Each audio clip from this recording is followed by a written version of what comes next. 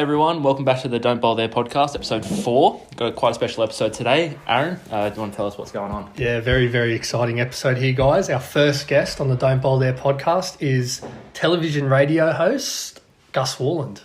So Gus is a television radio host. He's also the producer and star of the Aussie Goes series, which includes Aussie Goes Bolly, Aussie Goes Barmy and Aussie Goes Calypso. And he's also a founder of Men's Health Foundation Got You For Life. So give it a listen. It's a really, really good interview, and I hope you'll enjoy it.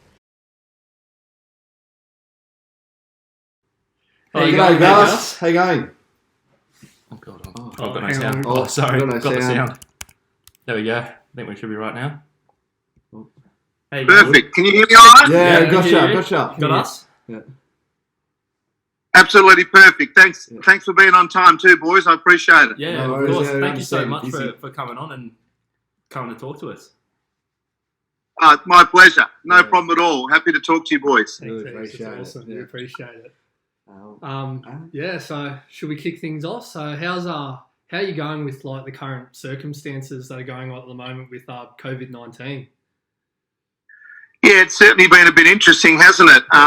Something that we've never had to deal with before, but it started off for me a little bit weird. My wife was actually visiting my daughter who was on a gap year over in Japan. Right. So once everything started to sort of, rise up and us thinking, wow, this is not just a thing, it's actually going to be major. I had to try to get my wife home, and then my daughter, rather than coming home, she wanted to sort of continue off into Europe, thinking that this might only last a month or so and she'd be in Europe ready for it to all open. But it didn't work out that way. I got my wife home. She had to have 2 weeks in quarantine. Yeah. And then my daughter had to have a couple of weeks in quarantine in England. And then she went and stayed with my wife's sister. And she was there pretty much the only time she went out in the whole month was to go out shopping. One day, like for food shopping. And then eventually we got her back. So it was a bit unsettling, just not to have your family around you when this sort of stuff happens. But we're all home now, and it's been crippling really for a lot of businesses, a lot of charities. My charity, Got You For Life, has been nailed. We'd have 300 small events from barbecues and fete days all the way through to some other pretty big events that we all had to cancel. But the main thing at the end of the day is that we're all still here and we're doing our best. And, I've enjoyed a little bit of quality time with my family, which I normally wouldn't do. I'd be off travelling and doing stuff. So that's been a real bonus. And I've worked out, boys, that I hate puzzles. I think we're all finding that out at the I can moment. agree with you Yeah. there. Oh, puzzles, buddy, everywhere I look, there's a puzzle, and I find myself looking at it and trying to find a piece to pop in. And and board games, I know that I'm just not very good at them, and my son is in particular is a cheat at nearly every board game we play. But other than that, it's been great to have everyone home, and we've had this connection that perhaps we haven't had for years because we've all been, running around and being so busy. So it's been nice just to slow down a little bit. Yeah, I guess that is one of the one of the positives you can take out of this scenario, that you get to spend more time at home and kind of strengthen those relationships with everyone. Yeah, exactly. And it's it's not anyone's fault. We just probably were a bit too busy. We're all a little bit too much on edge. It's given us a chance just to slow down and perhaps realise what the most important things are in life. I know, unfortunately, like most things in life, you need a bit of a trauma or you need something bad to happen for people to slow down and to stop and perhaps think about what their balance is like in life. Very rarely does someone actually make a change for a positive if they don't need to, and that need to, unfortunately, has been this coronavirus. And the government have done a pretty good job, looking after people. But, believe me, boys, in the work that I'm doing now with Got You For Life, we're hearing 50% increases in suicide, and there's just a lot of damage about to happen in the next few years just trying to come out of this. So it's going to be a difficult time for everyone. Yeah. Well, speaking of Got You For Life, Gus, how did you get it started? What was the inspiration behind Got You For Life? And I did a TV show on the ABC called Man Up, and you can still see that if you haven't seen it. It's on ABC iView, and Stan picked it up last year as well. And that basically challenged masculinity in this country and why we lose so many beautiful blokes every single day. We lose 6 blokes a day. you're all young blokes in your age group between 15 and 44. It's the number one way to die now is suicide amongst your age group. Yeah. So think about that for a moment. It's a horrific stat, and Absolutely. it just makes you shake your head and gets you very emotional if you think about that. So I did that show, and we've had just ticked over 71 million views around the world. We gave it away to well received. And at the time, I was on Triple M doing brekkie with MG and Maddie and on the grill team, and we had all these blokes every day listening to us. And I thought, well, let's keep the conversation going. So at the end of Man Up, I started Gotcha for Life, and that's been about we're in our fourth year now. And it all started off the back of me losing a friend of mine who, there's someone in your life, boys, if you can think about who's that one person that you could rely on, that one person, whether it's your dad or your brother or a coach, just someone that you just absolutely love and respect. And, that was this bloke for me. And I just couldn't believe that he had taken his own life. I had no idea that he was struggling with anything. He left 3 beautiful kids and a wife. He took his life on the day that his son finished his HSC exam. It was like he had a circle in the diary saying, this is the day I've just got to get my kids educated and I'm checking out. And it absolutely knocked me for 6. So that started the ball rolling. I started talking about that on Triple M, and then we did the TV show. And then, since then, I suppose, it's taken over my life. It's what I hope to be a legacy that I can leave, which is trying to get those suicide numbers down from 8 a day to 0 a day, and just letting blokes like know it's okay not to be okay. It's all right to bumble through life. You don't need to have all the answers. Take a bit of pressure off yourself, because you blokes put a lot of pressure on yourself. And then, of course, there's family and friends and girlfriends and other people putting pressure on you. I just don't want you guys to feel that you can't just have someone you can talk to and say, look, I'm struggling and I need your help. That's what we should be teaching young blokes in particular. So that's where it all started, and and it's now turned into something which is quite substantial, and I'm very proud of it. Yeah. Do you think there is a stigma behind men talking about mental health, and they think, I'm too tough to talk about that, like it'll make me look less, less masculine? Stereotypical Aussie bloke. Stereotypical Aussie bloke is told to man up and shut up. Just get on with it. Don't be the whinger. Don't be that guy that walks into a group of mates and is a downer. You want to be the up and about, and you want to be the clown, and you want to have a few beers, and that absolutely is fine. I reckon the typical Aussie bloke's about 85% right. We love having a laugh. We love our sport. We're hardworking. We've got resilience. And I think we're good company.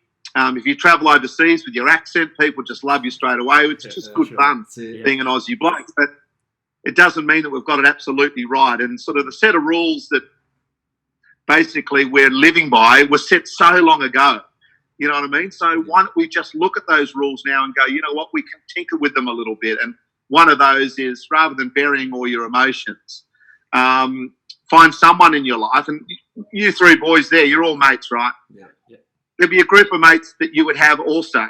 There might be 10 of you, let's say, and as you're younger, you tend to have a bigger group of mates. You don't have to tell all 10 friends everything that's going on in your life and be totally vulnerable, open and honest with everyone. Just find one of those blokes in that group of friends that you can be totally open, honest and vulnerable with. And that way you're not worrying alone. That way someone else is sharing some of the crap that's going on in your life, and you're not having to bury every single emotion, every worry, whether it's work, career, a girlfriend, a boyfriend, work, sport, whatever it might be. You've got to be able to share how you truly feel with someone, rather than just bullshitting our way through stuff by putting on the mask every day and going, right, I'm going to suck it up and just get through this and fake it until I make it.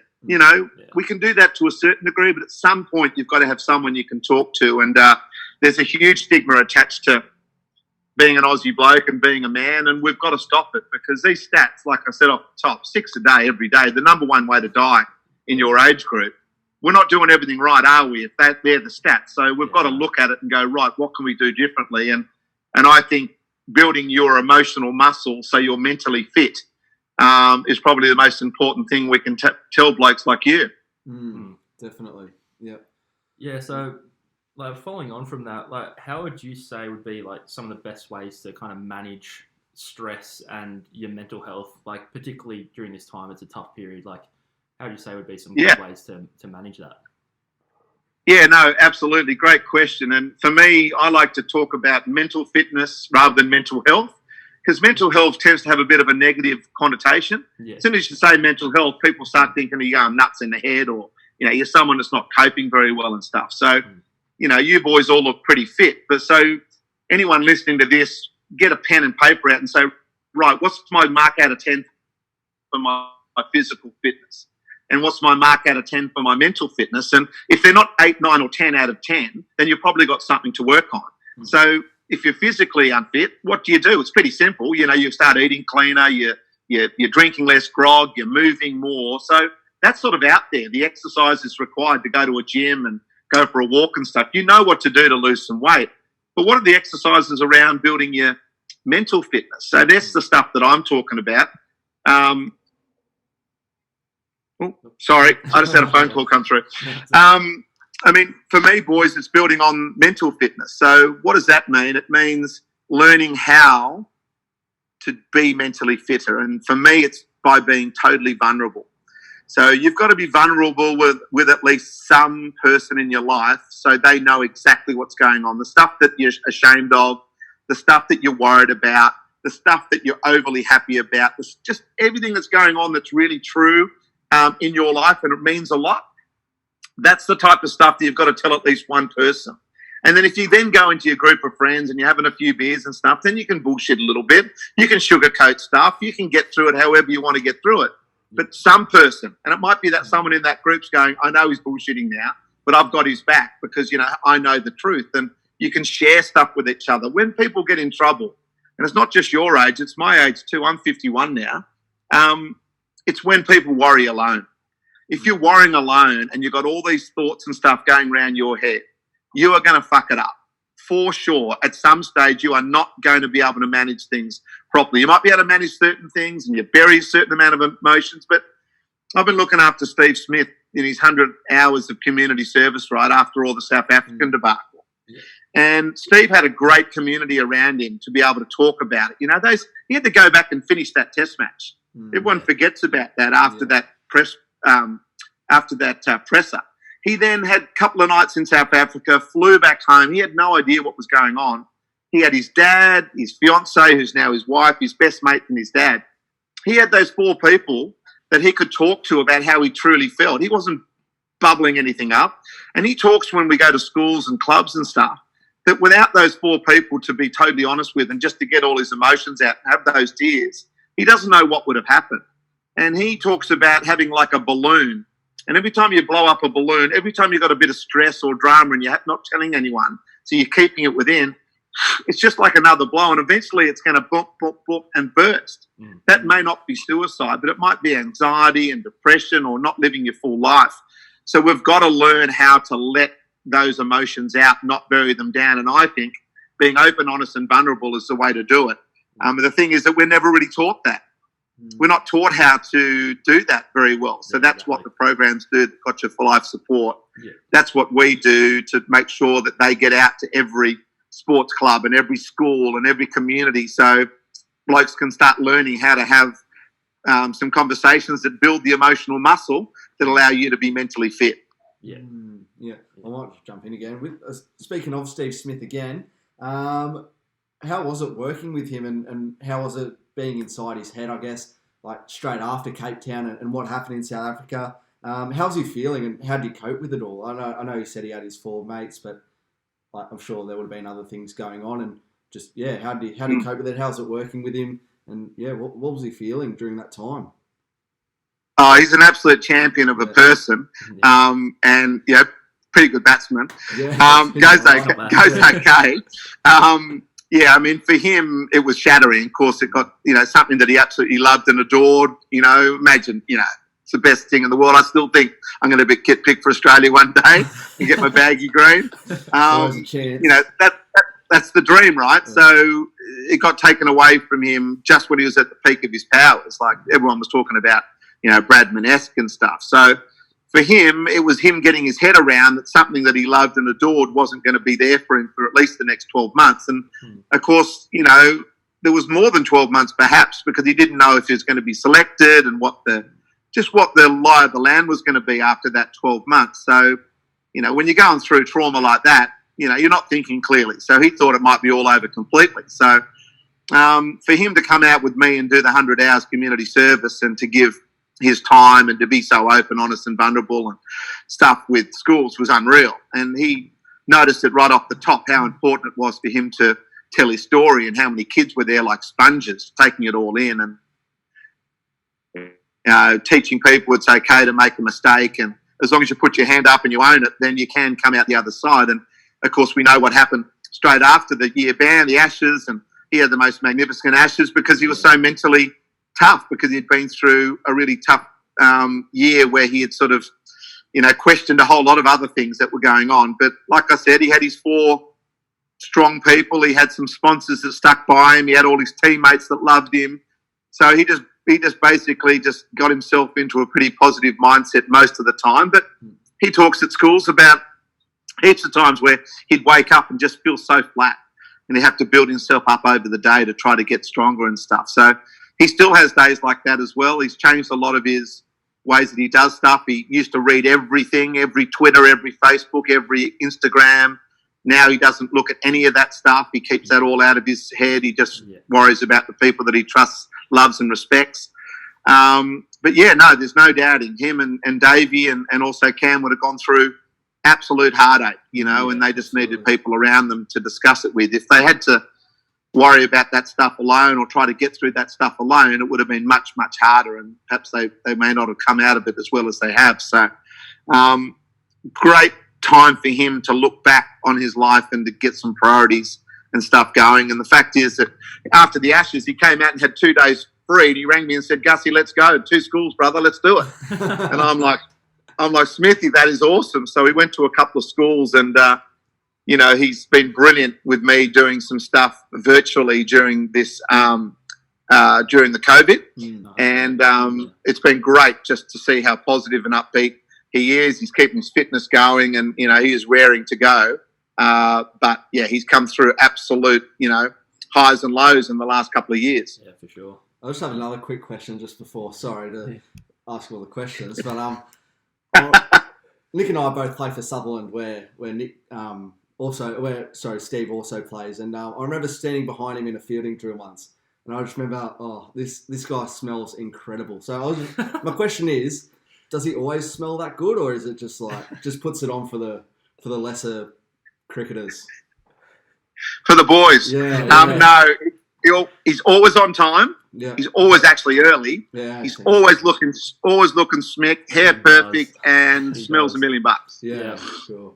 Yeah, because I remember 2 years ago now, we our first grade team was lucky enough to go down to Adelaide for the national championships, and we got Steve Smith to coach the team. And I was fortunate enough to go down as part of the squad. Didn't actually play a game, but that meant I got to sit on the sidelines and get to listen to him, be him and do all his things, which was absolutely awesome. But yeah, he was always on time. I had to have a coffee in his hand or like a ball or something. couldn't sit there without something in his hands. It was just an awesome experience to be able to see how his brain works and how he goes about looking at the game. Sitting on the sideline with it, it's different watching him when he's on the field, but on the sideline, he's just so in depth and just sees so many little things that not many others else would see. It was just awesome. Oh, what an experience for you! And you can tell, in your voice as you're explaining it, how excited you were, and you're taking your mind back there. And I mean, they're magic moments. I mean, Bradman and then Smithy. That's it. And there's a lot of players that have played the game of cricket. So if we take Adam Voges out of it, only had a few tests, only had 20 odd innings. There's not many blokes that are like him. So to have that time with him and to pick his brain and to see how his mind works, and you're right, he sees stuff that no one else sees. And I've found it hanging around cricketers since I did the Aussie Goes series, and back nearly 15 years now. How certain players like Mike Hussey's the same, the way that he looks at the game, and then someone like Brett Lee, who's just got this awesome confidence. To him, bowling that last over of any limited over game, whether it's 50 or 20 overs, just give it to him. Let me win it for you. That type of confidence, and and that ability to be able to pull it off more often than not. And then if you don't, just go next time, I want the ball again. I want to do it. It's like, it's different gravy. And I suppose that's where, why they're who they are and why there's not many people with their sort of records. And so to have that time with him, that would be great. You can cherish that forever. And the main thing is that he would have loved just doing that as much as anything. He's just such a lover of the game. And we're very lucky to have him back. And I think, once eventually when Payne the pin, have him back leading again, I think you'll find him to be a much different leader to perhaps what we had in South Africa. Definitely. Yeah. Well, you spoke earlier about how a lot of people find themselves juggling life and work, and particularly for boys of our age group where we have work, uni, and just our life. If you could talk to listeners from that sort of age group, what would be the best advice to juggle work and life balance, similar to how you do it, working with Triple M, the Cricket Tragic, and then having the focus on your charity Got You for Life? Yeah, thank you.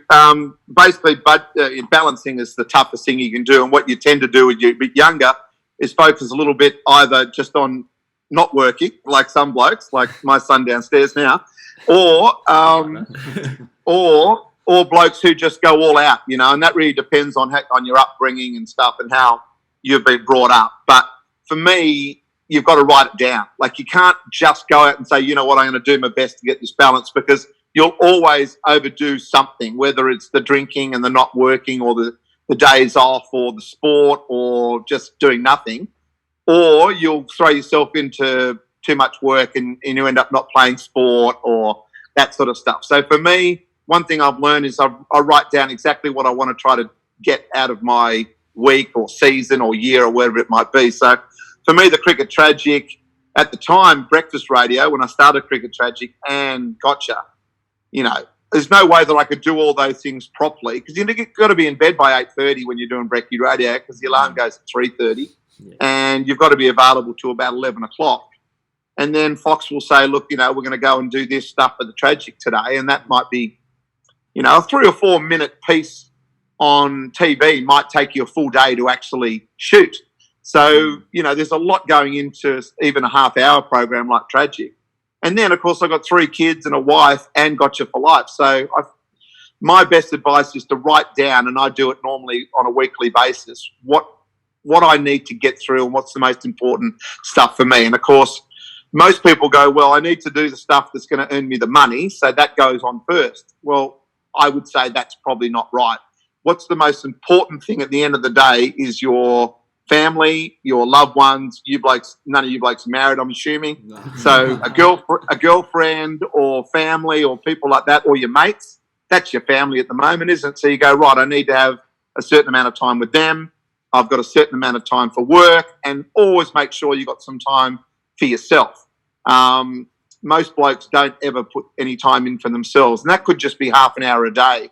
But half an hour a day where it's just you and your thoughts, writing stuff down, planning is so important. So write it down. If you don't write it down, I bet you get yourself way out of balance, and it takes a couple of months later you go, Jesus, I didn't get round to doing that. I didn't get round to doing this. I'm a bit out of balance here and there. So write it down and make sure that it is balanced, because there's no point saying have a work-life balance and then it's a great word to say. You've actually got to live it as well. Definitely. Young blokes like you, it's an awesome time, right? Because you got everything's available to you guys. You can pretty much do whatever you want. You can have a crack at everything. So that would be the main thing: is use this time now whilst you can, and when you haven't got any responsibilities, to have a real crack at what you think is important in your life. And if you don't make it, then at least you've had a go. Yeah, exactly. Definitely. Right. Yeah, I agree. Yeah. Well, going back onto the Cricket Tragic and all your other shows, cricket, or Aussie Goes Calypso, Aussie Goes Barmy, or Aussie Goes Bolly. We're just wondering. Actually, I'm a bit off here. No, yeah. Oh, sorry. Sorry, mate. Sorry, mix up. How's your experience filming all of them and the people you got to work with, the places you got to go? What were some of your favourite places, and And how'd you enjoy it? How'd you go filming it all?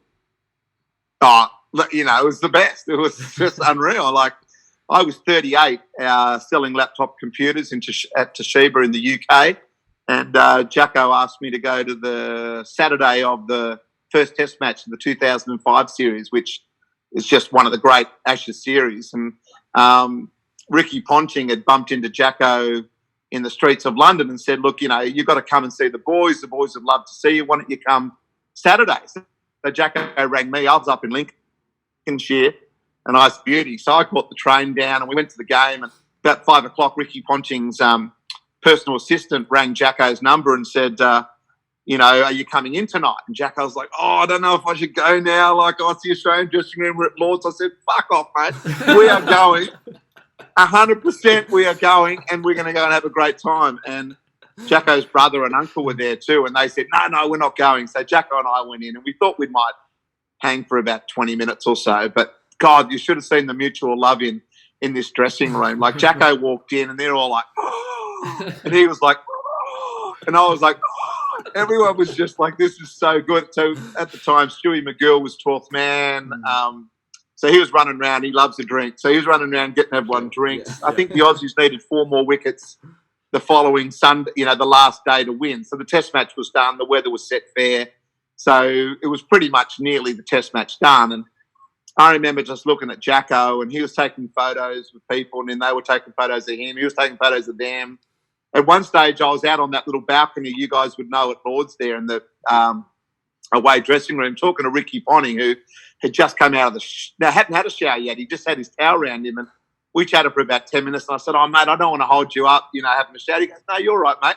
So we spoke for over an hour, and he's just sitting there in his towel, and I'm going, this is unreal. And then Warnie's coming round, and he's flicking everyone with his towel and getting his gear off. And Brett Lee was in the ice bath, and as I said, Stu was getting everyone drinks. And Matty Hayden gave Jacko and I a beautiful big grey Nick, one of his big thumping grey Nick bats each. And awesome. Anyway, we walked out of there 2.5 hours later, a little bit tipsy, just playing shots in the street as well, trying to find a taxi to go and find somewhere to eat. And it was just the best. And Jacko then said after that, wouldn't that be great to show Aussie cricket lovers, something like that? And it just got our minds ticking. And I always said to him, I didn't want to be 40 selling laptop computers. I wanted to try to do something else. And then he came to Australia about a year later because we lost that series in 2005. And, they were the Pommies were coming out here the following summer, and he just saw a thing in the paper 1 year until, revenge time when the Poms arrived in Australia. And he said, why don't we do a show around that? What about the Barmy Army? And I went, great, let's do it. So we just started an Aussie Goes Barmy, and it was just the best. And I left Toshiba thinking, I might have to take a job back here one day, but I wouldn't mind giving this a crack. And that was 13 years ago. So we did Barmy, then we did Bolly, which was probably my most fun. Certainly felt more fish out of water there than anywhere because India is just such an incredible country, incredibly great and incredibly average in certain things too. And really emotional to watch, a lot of people struggling over there and stuff. But we had such a ball. One of my best days, boys, I woke up the Taj Mahal with the sunrise, and then 5 hours later drove to Delhi and interviewed Sachin Tendulkar. I mean, that's awesome. What a day. Yeah. What a day. Unbelievable. So that was probably my best day of filming. And then another really great day was the last Aussie Goes we did, which was an Aussie Goes Calypso, where Viv Richards picked me up in a yellow soft top and drove me around Antigua, which is very much his island. And we went to the Sir Vivian Richards ground and sat and chatted about cricket. And he spoke about those great duels with Tomo and Lily and all those really tough sides of Australia before Alan Border took over the captaincy when they were dominant, the West Indies. So, yeah, I had the best time. I've never really worked since because off the back of that, Calypso, I was promoting the show for Foxtel at Triple M, and the boss of Triple M listened to my interview in the car between the airport and the radio station and offered me the job of breakfast radio, and I did that for 10 years. So I've been absolutely blessed. And the blokes that ran Aussie goes, like the EP, the executive producer, and the junior producer are now the boss of Fox Cricket and EPs for other shows. So we brought the band back together again with Tragic, and that's been great. That's awesome.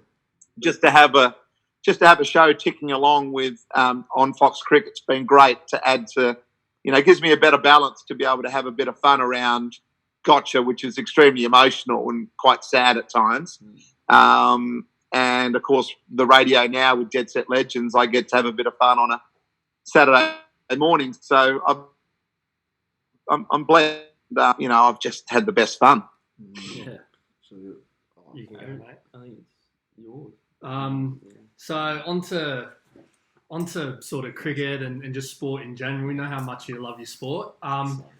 Who are some of your favourite sportsmen that you've worked with over your time, whether it be with Triple M or the Cricket Tragic? I mean, the best blokes that I worked with for 8 years, MG and Matty Johns. I mean, that's an absolute given. We were like brothers together, and it's hard doing a show for so long when you start your day at 4:30 a.m. Yeah. Because you see everyone at their absolute worst, right? And we were all pretty busy blokes on top of that as well. So we had things that we were doing during the day and the night. So, we were always tested tide-wise. And, when you're tired, you can struggle sometimes. So it was unbelievable that we're able to get along so well and be such good mates now, and did that for 8 years and nearly 2,000 shows together. Brad Haddon, one of the best blokes you ever meet, Brett Lee, Skull. I mean, all the blokes on the Triple M cricket commentary on radio were just such a pleasure. Greg Blewett, Ian Botham, those sort of blokes. Isha Gua, Mark Waugh. For me, I'm like you blokes, right? I'm just a tragic, and I'm just like, this is just the coolest thing to do, is to be surrounded with these people and end up being their friends and end up people you're having drinks and stuff with. It's just awesome. And to sit there and do ball by ball I did 8 test matches, and I'm hoping to do a lot more. That would be something I'd love to do moving forward. Fantastic. And one of the biggest ones, boys, was spending some time with Hulk Hogan, who's a world championship wrestler, who just bolted into our studio one day. And I remember my back was to the studio door, and MG's eyes just lit up like saucepans, and I looked around. It was fucking Hulk Hogan. What the fuck's going on here? And he was actually meant to go to Kyle and Jackie O, which were on level 15. But the security guy saw Hulk Hogan, and he didn't even check. He thought it must have been for the grill team. So we had half an hour with the Hulkster, which was just incredible, larger than life character, and such a huge part of me growing up, and probably your dad's growing up, in the 80s.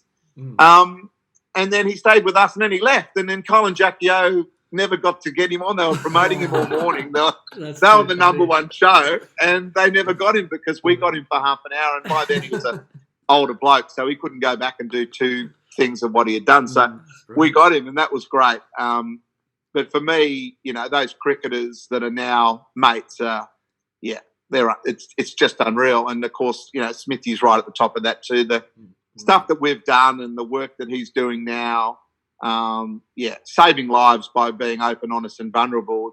It's pretty cool. Yeah, definitely is. So with that, what is some of your, say, earliest and favourite memories? Maybe being playing sport yourself, or that kind of thing. I remember scoring 100 for Knox against Barker, which I don't know if where you blokes go to school, but I went to in the CIS competition in Sydney, 2 big rivals, the closest 2 schools to each other, Mooroonga and Waitara. And I was on their number 1, which was as big as the SCG, and I got dropped 3 times in the 90s. Take your chances. Trying to hit a 6 to get my 100, because Greg Matthews had done it a few sort of years earlier. That was huge for me. I sort of worked out where my level was in 1985, where I was in the CIS firsts, and James Packer actually opened the batting. He was a Cranbrook boy, and I was batting 3. And he'd get out. I don't think he got a run in the whole cricketing week. And he got out to combined high schools, so CHS for a duck, and I got 12 or something and got out. We got bowled out for 80, but that was chasing 300 and something, which was Michael Slater 100 not out, Mark Waugh out for 100, and then Steve Waugh, who batted at 3, got 100 as well. So the one for 300 and something got 50 overs, which back in the day, 220 off 50 overs was like a massive score. Yeah, you know, you would get to, if you got to none or 1 for 30 off 10, you were on top. You know, now it's, you know, you blokes are flying at 5, 6 and over. Back in the day, 220 won your most one day. So they were 300 and something, and they knocked us over. That's crazy.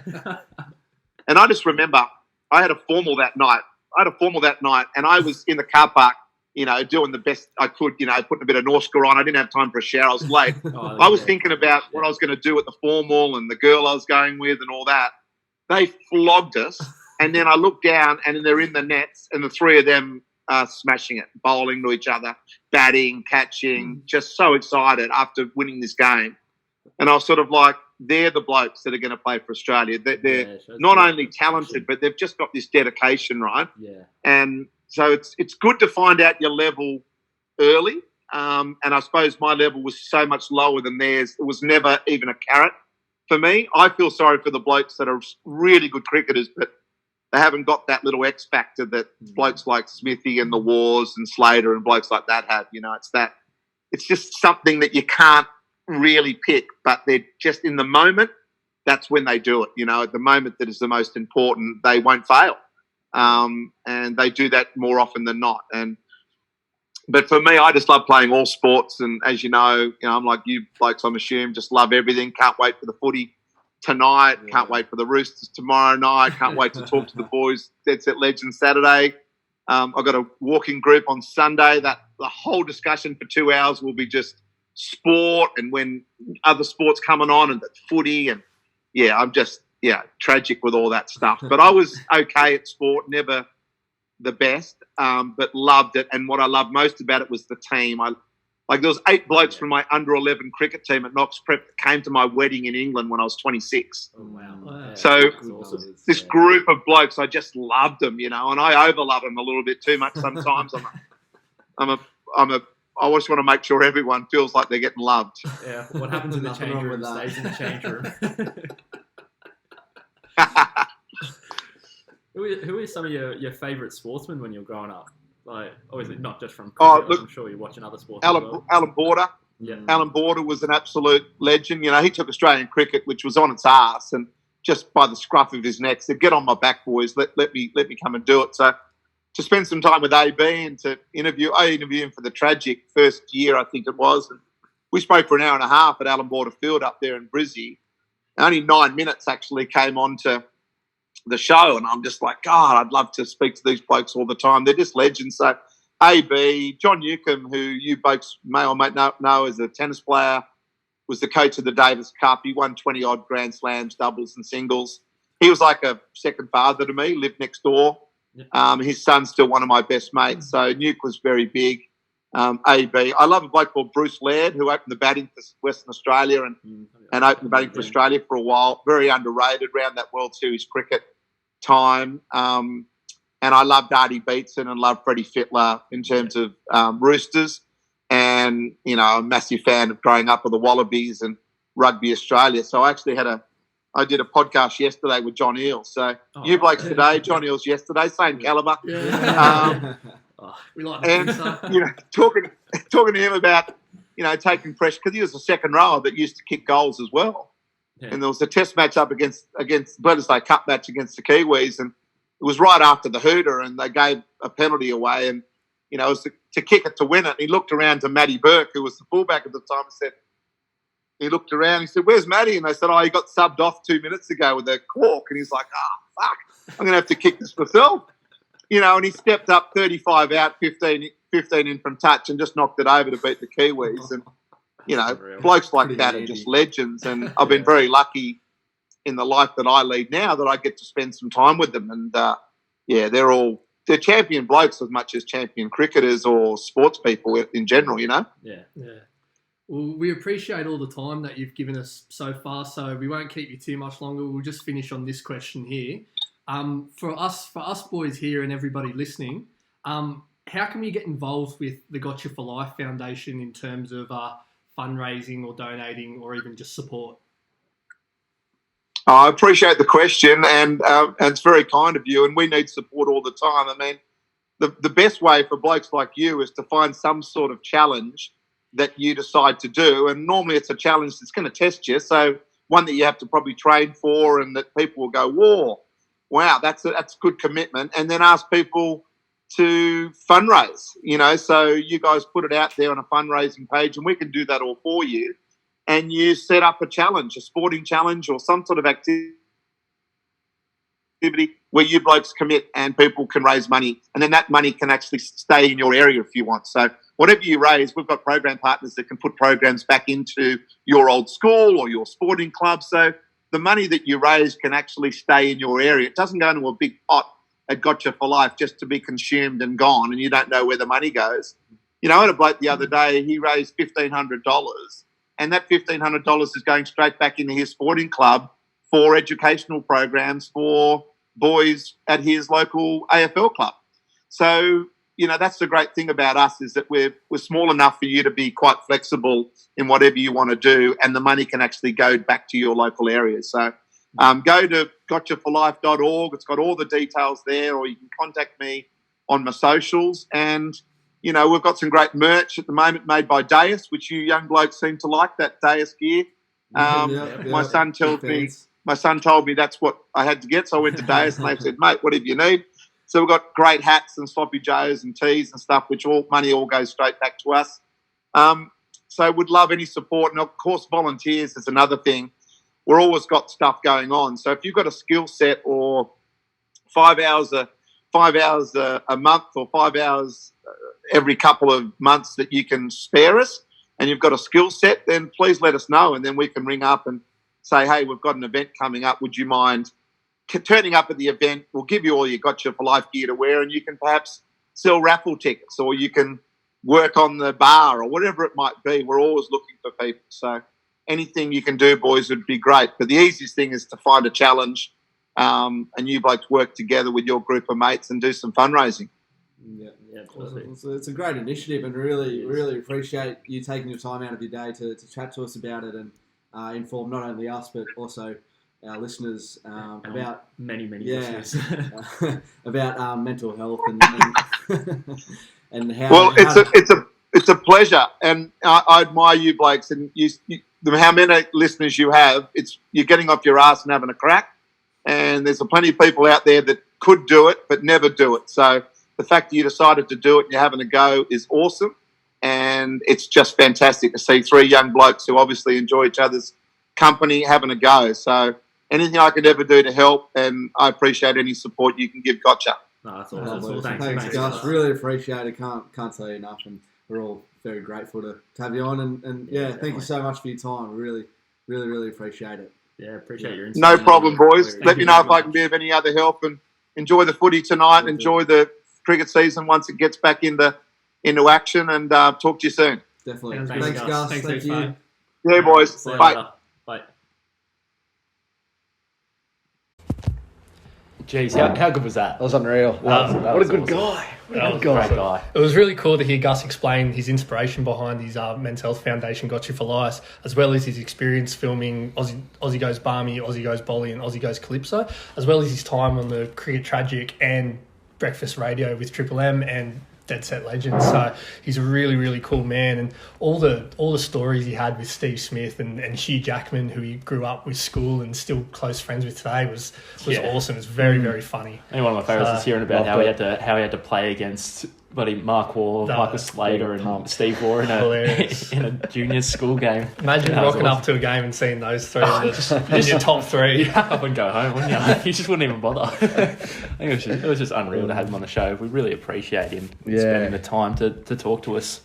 Yeah, we'd really like to thank Gus again for his time and for addressing some important issues. And if you are keen to get involved, head to www.gotchaforlife.org to learn more about it. We hope you enjoyed our chat with Gus, and we love the continued support for Don't Bowl there. Really appreciate it. I reckon, guys, we give us. We do a little challenge to help support. Yeah, Gotcha 100%. Yeah, we've got to get involved. We'll get that sorted. So we're gonna look at making a Facebook page and try and get that out there as much as we can through all our forms of social media. Yeah. So really get on top of it, and we got some other special guest ideas lined up. So watch this space and see what happens. Give us your feedback on how you thought this interview went and all that sort of stuff. So we had a lot of fun doing it. So hope everyone enjoys it. Yeah. This has been another episode of Don't Bowl There. Yeah. See you next week, guys.